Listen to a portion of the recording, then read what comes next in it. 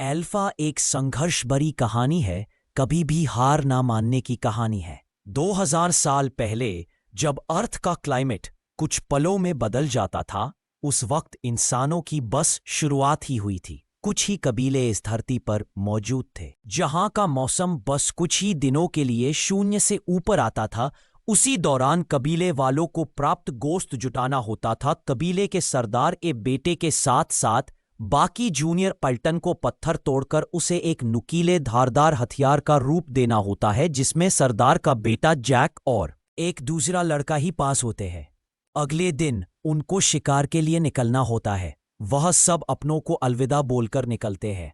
सरदार की पत्नी काफी परेशान लग रही होती है, क्योंकि इस बार उसका बेटा भी शिकार पर जा रहा होता है। उनको आगे बहुत से खतरों का सामना करना पड़ सकता है। काफी दूर चलने के बाद वो लोग रात बिताने के लिए एक जगह पर आग जलाकर रुकते हैं। सरदार अपने बेटे को आग जलाने के लिए कहता है, लेकिन वह आग नहीं जला पाता। सरदार कहता है, तुम्हारे अंदर संयम की कमी है, धैर्य रखना सीखो, सब्र से आप कुछ भी पा सकते हो। अगली सुबह वो लोग अपनी राह पर आगे बढ़ते हैं। कुछ दूरी पर उनकी तरफ आता एक और कबीला दिखाई देता है। वो लोग उनके पास आते हैं। वो सरदार के दोस्त का ही कबीला होता है। वो लोग भी शिकार के लिए निकले होते हैं। वो सब एक साथ आगे बढ़ते हैं। जिस राह पर वो लोग चल रहे होते हैं, वह राह उनके पूर्वजों ने बनाई थी, जहां से कुछ लोग सुरक्षित निकले और कुछ को वही जान गंवानी पड़ी थी। शिकार पर निकली पूरी पलटन में अगर किसी की मृत्यु हो जाती है, तो वो लोग वहां कुछ पत्थर इकट्ठा करके रख देते हैं,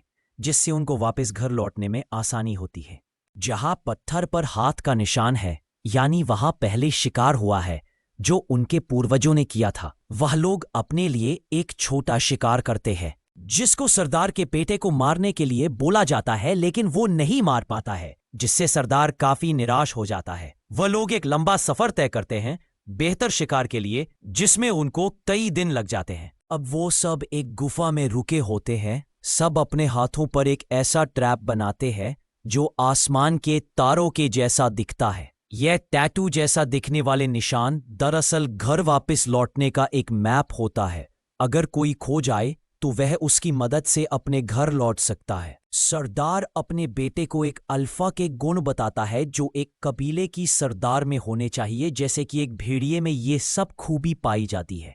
एक ऐसा अल्फा जो अपने झुंड को सुरक्षित रखे और उनका नेतृत्व करे, वही झुंड का यानी कबीले का सरदार बन सकता है। उन्हें भैंसों के पैरों के निशान और उनका गोबर मिलता है जो ताज़ा ही होता है, जिससे उनको अंदाजा हो जाता है कि वह लोग शिकार के बहुत करीब है। उन्हें यह एहसास ना हो कि कोई उनकी तरफ बढ़ रहा है, इसलिए वह सब अपने फेस पर बाकी बॉडी पर गोबर मल लेते हैं और आगे बढ़ने लगते हैं। उन्हें झुंड दिखाई दे जाता है और वह लोग हमला कर देते हैं। वह लोग भालों से उनके सामने एक दीवार बना देते हैं, जिससे शिकार उल्टी दिशा में भागने लगता है। आगे गहरी खाई होती है, जिसमें बहुत से भैंसे गिर जाते हैं। कुछ वहां से वापस मुड़ के उनकी तरफ बढ़ने लगते हैं। एक भैंसा जैक की तरफ बढ़ता है और उस पर हमला कर देता है, जिससे वह जख्मी हो जाता है। लेकिन वह भैंसा वहीं नहीं रुकता, वह फिर से हमला करता है, लेकिन बदकिस्मती से इस बार जैक उसके सींग में अटक जाता है। वह भैंसा उसे खाई में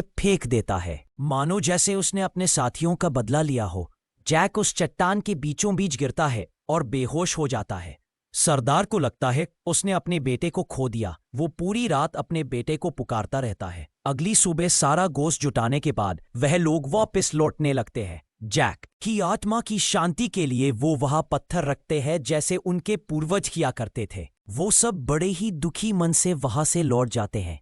उसकी लाश पर गिद्ध मंडराने लगते हैं। तभी उसे एकदम से होश आता है। वो अपने पिता को पुकारने लगता है, लेकिन वो लोग जा चुके होते हैं। जैक वहां से उतरने की कोशिश करता है। तेज बारिश के कारण चट्टानों के बीच से पानी गुजरने लगता है, जिसके सहारे वो बच जाता है, लेकिन उसका एक पैर पूरी तरह से जख्मी हो जाता है। वह उसे अच्छे से लकड़ी के सहारे कसकर बांध लेता है और उस दिशा में आगे बढ़ने लगता है जहां से वह लोग आए थे। चट्टान के ऊपर जाकर वो देखता है कि वहां कुछ पत्थर रखे हैं, जैसे उनके कबीले वाले किसी सदस्य की मृत्यु पर रखते हैं। अचानक उसे भेड़ियों की आवाज सुनाई देती है। वह जल्दी से वहां से भागने लगता है और एक सूखे पेड़ पर चढ़ जाता है। भेड़िए उस पर झपटते हैं, जिस दौरान एक भेड़िया जख्मी हालत में वहीं गिर जाता है। पूरा दिन वो भेड़िए उसे पेड़ से नीचे नहीं उतरने देते। आखिरकार अगली सुबह वो वहां से चले जाते हैं, लेकिन वह जख्मी भेड़िया वही दर्द के मारे कुरा रहा होता है। जैक उसे अपना शिकार बनाने की कोशिश करता है, लेकिन उतनी हिम्मत नहीं जुटा पाता। भेड़िए का दर्द उससे देखा नहीं जाता, इसलिए वो उसकी मदद करने की सोचता है। इस बार खतरा और भी बढ़ा होता है। उन्हें जल्द ही कोई सुरक्षित जगह ढूंढनी होगी, क्योंकि हाइना सूखते हुए उनकी तरफ ही बढ़ रहे होते हैं। वो ऊंची चट्टान पर एक गुफा में रुकते हैं। जैक के पैर की हालत और ज्यादा खराब होती जा रही थी। पैर की मलहम पट्टी के लिए आग जलाना बहुत जरूरी था। अगली सुबह वो एक खास पौधे का लेप तैयार करता है। वो भेड़िए को पानी पिलाता है और उसे दोस्ती करने की कोशिश करता है, लेकिन भेड़िया काफी गुस्से में लग रहा होता है। जो लेप उसने तैयार किया था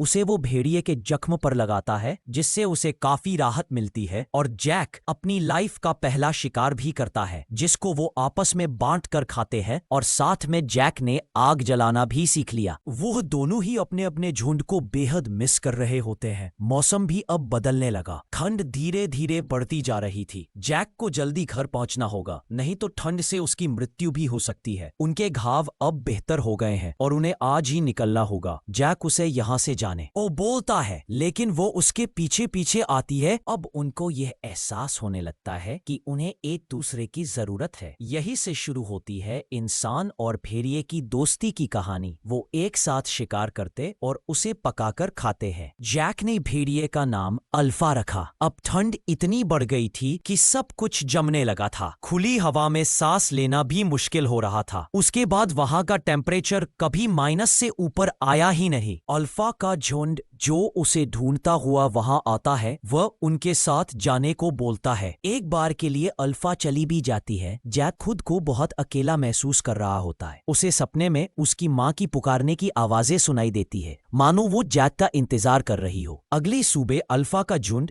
शिकार की दावत उड़ा रहा होता है। जैक उनकी तरफ दौड़ता है, लेकिन बर्फ की सतह ज्यादा पतली होने के कारण वो उसमें डूबने लगता है। यहाँ अल्फा उसकी जान बचाती है। वो जल्दी से आग जलाकर खुद को गर्म करता है और अपने कपड़ों को सुखाता है। वहां से आगे बढ़ते ही उन्हें एक शेल्टर दिखाई देता है। एक पल के लिए उनको लगा जैसे अब वह घर पहुंच ही जाएंगे। वो भी अपने कबीले से पीछे छूटा हुआ कोई शख्स था, जिसको लगा कि उसको उसके कबीले वाले ढूंढ लेंगे। इसी इंतजार में वो वही बैठा जम चुका था। जैक को उसके यहाँ से एक तीर कमान के अलावा कुछ नहीं मिला। जैक उसका शुक्रिया अदा करता है और आगे बढ़ जाता है। बर्फीले तूफान में कुछ हाइना उनकी गन से उन तक आ पहुंचे। वो बिना वक्त जाया किए जल्दी से वहां से भागते हैं और एक गुफा में जाकर छुप जाते हैं। हाइना को चकमा देने में तो वह सफल रहते हैं, लेकिन जिस गुफा में वह जाकर छिपते हैं, वहां एक बड़ा खतरा उनका पहले से ही इंतजार कर रहा होता है। और वो था एक लेपर्ड अल्फा। उसका सामना करती है जैक कांपते हाथों से तीर चलाता है। उस शख्स का तीर कमान जैक और अल्फा की जान बचा लेता है। ऐसे बीहड़ों में कुछ भी वैसे नहीं होता, लेकिन अल्फा काफी जख्मी हो जाती है। जैक को वो पत्थरों की मूर्ति दिखाई देती है जो उनकी पूर्वजों ने बनाई थी। यानी जैक और अल्फा सही आगे बढ़ रहे थे। उनके पूर्वज भी उन्हें रास्ता दिखाने में हेल्प कर रहे थे, लेकिन बेचारी अल्फा की हालत बहुत नाजुक थी।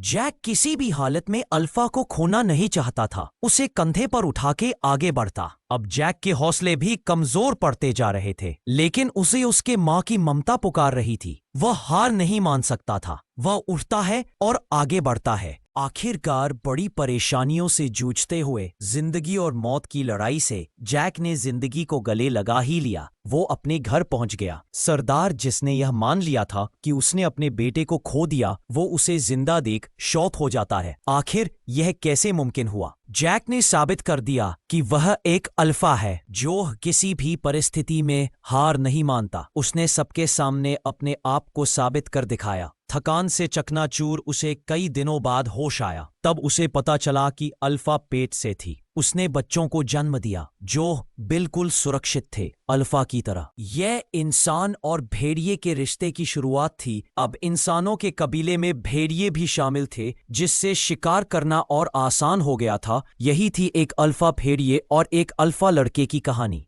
अगर आपने इस कहानी को यहाँ तक देखा तो आप मेरे ख्याल से एक सिग्मा है। इस बात पर चैनल को सब्सक्राइब जरूर करना और वीडियो को लाइक भी कर देना। अच्छी लगी हो तो थैंक यू सो मच।